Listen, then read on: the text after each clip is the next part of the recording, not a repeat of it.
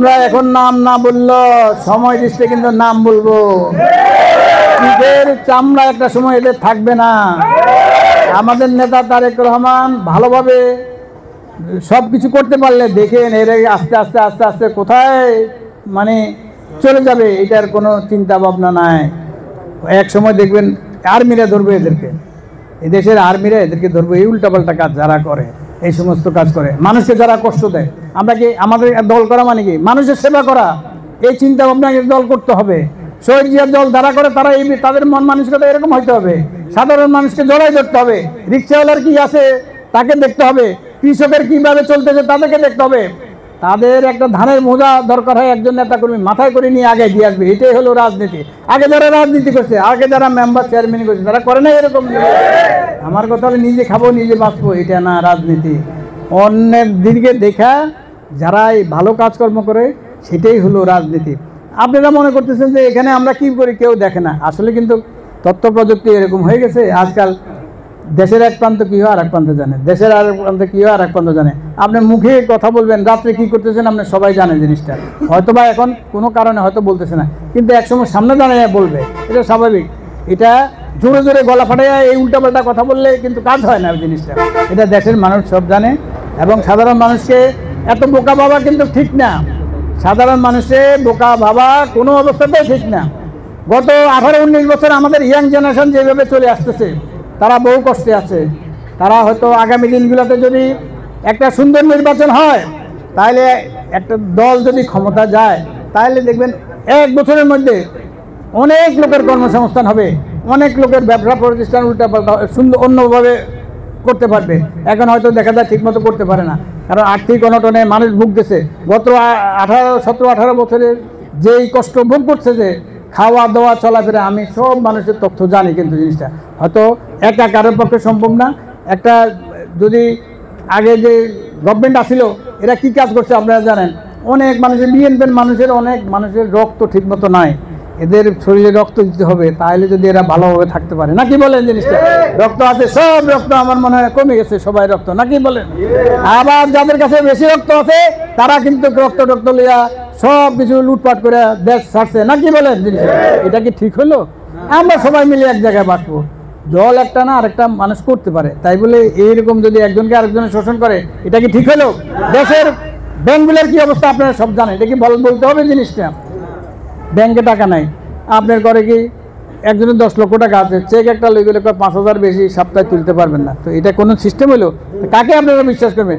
এই দেশ থেকে যেইভাবে লুটপাট হয়ে গেছে, আগামী দিনগুলোতে আমরা চাচ্ছি যে সবাই সতর্ক থাকবেন, যাতে করে এইভাবে লুটপাট না হয়। আমরা সুন্দর একটা ভবিষ্যতের জন্য অপেক্ষা করছি। আশা করতেছি যদি 2026 সালের ফেব্রুয়ারি মাসে ইনশাআল্লাহ ইলেকশন হয়, তাহলে একটা দল একটা পজিশনে যাইতে পারবে। আপনারা সবাই এই জন্য বলতেছি, আপনারা জোরে জোরে দোয়া করবেন। ভালো মানুষ যারা মনে করেন আপনাদের উপকার হবে, তাদেরকে আল্লাহ যেন আগে দেয়, নাকি বলেন? আমরা এই সমস্ত স্মৃতিগুলো আজও বহন করে যাচ্ছি, আজও সহ্য করে যাচ্ছি। আমি এই ক্লাবের যারা আয়োজন করেছে, যারা উদ্যোক্তা, তাদেরকে আবারও ধন্যবাদ জানাই। বাংলাদেশের আরো অসংখ্য অসংখ্য দুর্লভ দৃশ্য রয়েছে, সেই দৃশ্যগুলি আপনারা সংরক্ষণ করবেন। আমরা জানি এই সরকার বিরোধী আন্দোলনের সূতিকাগার ছিল এই বর্ডার বাজার। এই এখানকার আন্দোলনে এই বাড়ির একজন হাফেজ, আর নাম রুবেল, সে শাহাদাত বরণ করেছে। আমরা সারা বাংলাদেশের মতো ফরিদগঞ্জে আন্দোলন হয়েছে, আমার পার্শ্ববর্তী রায়পুর উপজেলা, এখানে কোন আন্দোলন সংগ্রাম দীর্ঘ 17-18 বছর হয়নি। আমার মনে হয়, আমার বিশ্বাস, তার মধ্যে এই 16 নম্বরের জনগণ, 16 নম্বরের আপামর জনগণ, আমার দলের ভাইরা যে আন্দোলন সংগ্রাম করেছে, কৃতিত্বের স্মরণ করে রাখার উদাহরণ হিসেবে, পক্ষ হিসেবে থাকার যোগ্য এই বর্ডার বাজার। ভালো মানুষের সাথে রাজনীতি করব, খারাপ মানুষকে বর্জন করব, সেটাই হচ্ছে আমাদের অতীত ইতিহাস। আন্দোলন সংগ্রাম থেকে শুরু করে এই ইউনিয়নে প্রচুর আন্দোলন সংগ্রাম হয়েছে। তার জন্য এই এলাকাবাসীকে জানাচ্ছি ফরিদগঞ্জ উপজেলা যুব দল বিএনপি সকল অঙ্গসনের পক্ষ থেকে রক্তিম শুভেচ্ছা অভিনন্দন। আশা করি আগামী দিনও আপনারা এইভাবে আন্দোলন সংগ্রাম করে যাবেন। তবে তার ভিতরেও কিছু শস্যের ভিতরে ভূত থেকে যায়, যেটা আমরা লক্ষ্য করছি।